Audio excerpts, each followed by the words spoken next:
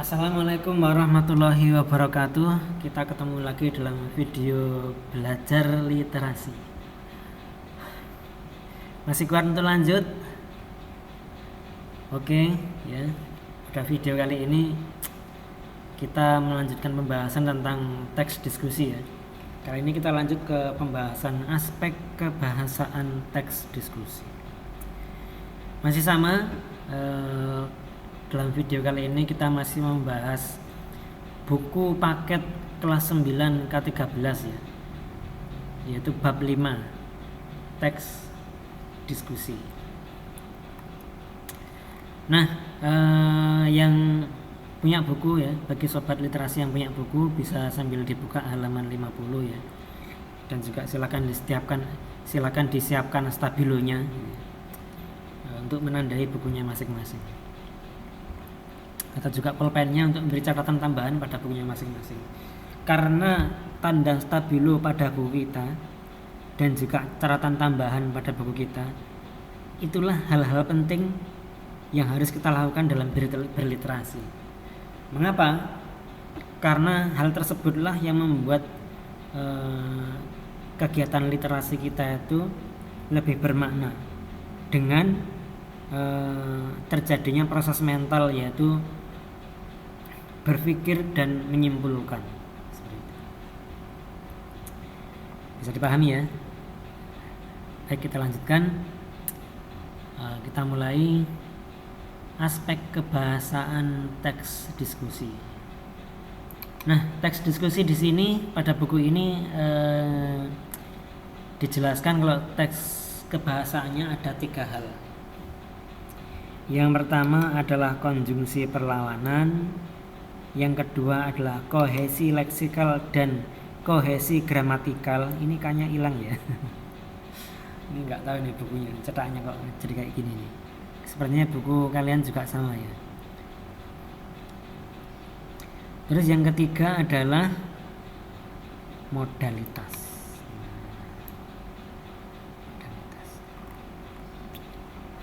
Kita langsung ke konjungsi perlawanan. Konjungsi perlawanan pada teks diskusi ini gunanya untuk apa ya? Ya gunanya adalah untuk menyambung kalimat-kalimat yang bertentangan gitu ya. Karena di sini kan kita sifatnya membahas pro dan kontra kan gitu ya. Ketika kita menyambung 2 kalimat, yang satunya pro dan yang satunya kontra, tentunya kita butuh kata hubung pertentangan. Yang kata hubung pertentangan itu contohnya adalah tetapi, namun, sedangkan, dan sebaiknya. Seperti itu. Jadi ini pasti akan muncul nih. Contoh misalnya nih ya, contoh ini kita buat contoh ya. Misalnya apa tadi? Berlibur ke Bali memang menyenangkan. Akan tetapi, nah ini kan, akan tetapi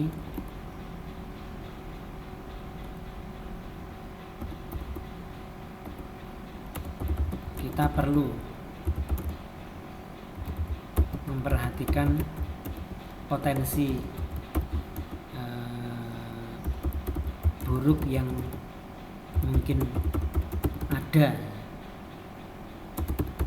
dari cara berpakaian para turis di pantai yang tidak sopan, dan masyarakat Bali yang lekat dengan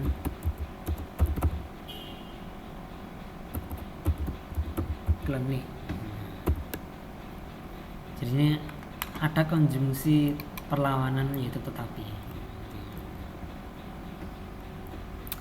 Lanjut ke kohesi leksikal dan kohesi gramatikal. Jadi kohesi merupakan keserasian hubungan antara unsur satu dengan yang lain dalam wacana, sehingga tercipta pengertian yang koheren. Jadi hubungan antara unsur satu dengan unsur lain dalam wacana sehingga tercipta. Nah, ini pengertiannya.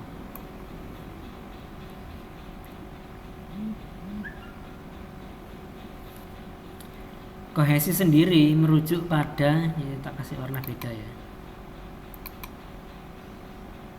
Kohesi merujuk pada pertautan bentuk.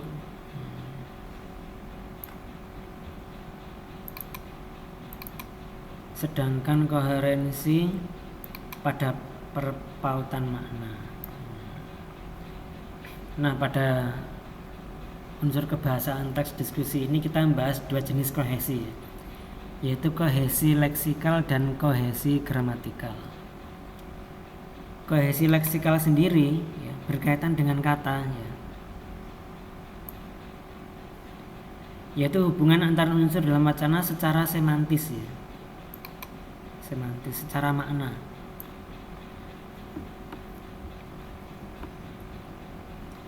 Atas dasar aspek leksikal, pilihan kata yang serasi. Nah, sedangkan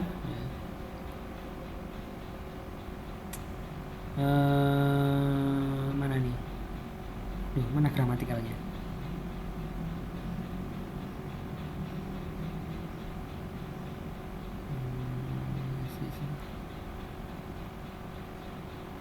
Oh, ini. Sedangkan kohesi gramatikal ya, sesuai tata bahasa itu dapat berbentuk pengacuan ya, penyulihan, pelesapan dan perangkaian. Nah, ini supaya lebih jelas akan saya kasih contoh ya. Contoh misalnya kohesi leksikal nih. Saya kasih contoh di sini aja ya. Kohesi leksikal.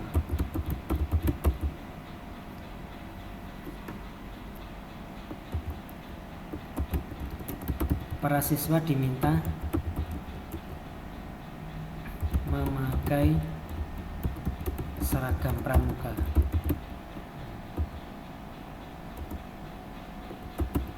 Para siswa juga diminta membawa tenda. Titik.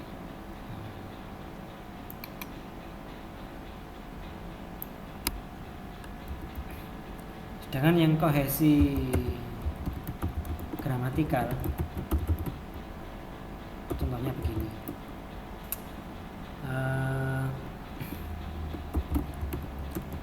Para siswa mengikuti kegiatan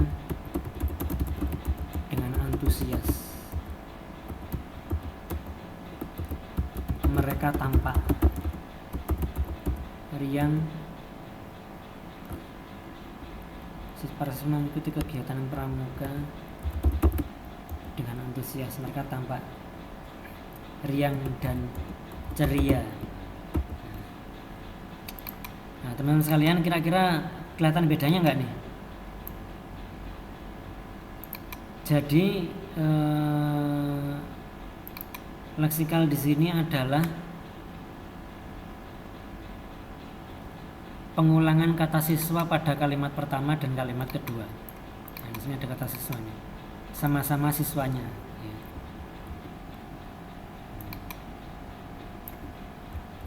Sehingga kalimat pertama dan kalimat kedua ini terhubung oleh satu kata yang sama. Yang menandai kalimat pertama dan kalimat kedua ini terhubung adalah adanya kalimat yang diulang. Ini sama persis. Sedangkan kalau yang ini, yang gramatikal ini tidak ada kata yang diulang ya. Tapi di sini ada kata-kata yang ini ya, mereka ini ya, apa ini? Mereka mengacu pada ya, kata mereka pada kalimat kedua ini mengacu pada kata siswa pada kalimat pertama. Namanya pengacuan ya. Ya, inilah yang namanya kohesi gramatikal. Sampai sini bisa dipahami ya. Nah, Kita lanjutkan pada bagian yang ketiga, yaitu modalitas.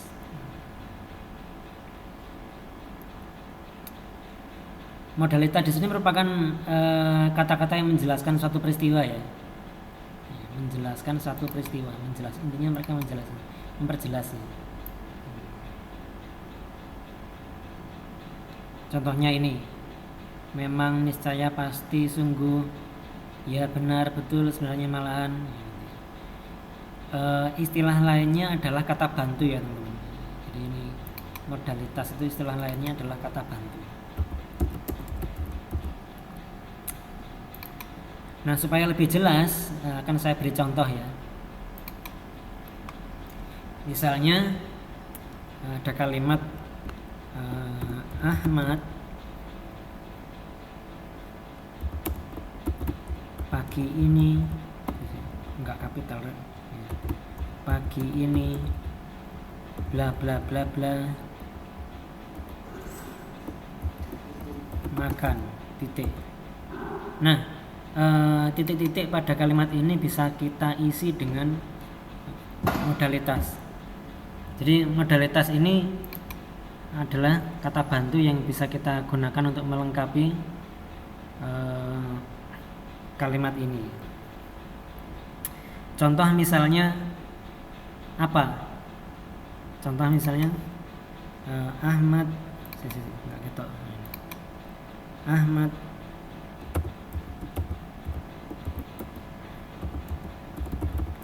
belum makan, atau Ahmad sudah makan, Ahmad sedang makan misalnya.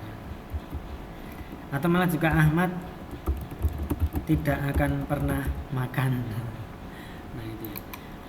Nah, kalimat kata-kata di bawah ini ya, yang warnanya saya kasih warna hijau aja ya, yang bisa dimasukkan dalam kalimat berwarna biru ini, yang ada titik-titiknya ini,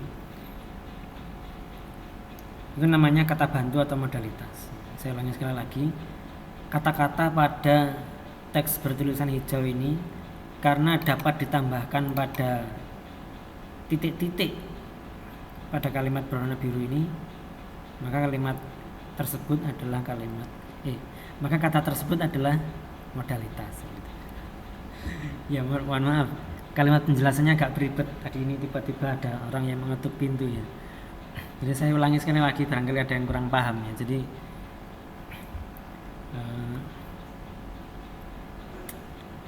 contoh kata bantu itu ini yang hijau ini, yang bisa kita gunakan untuk mengisi atau melengkapi kalimat berwarna biru ini.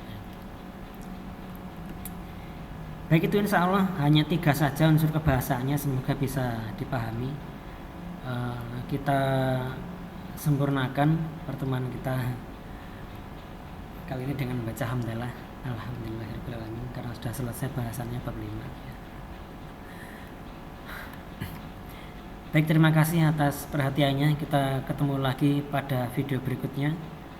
Assalamualaikum warahmatullahi wabarakatuh.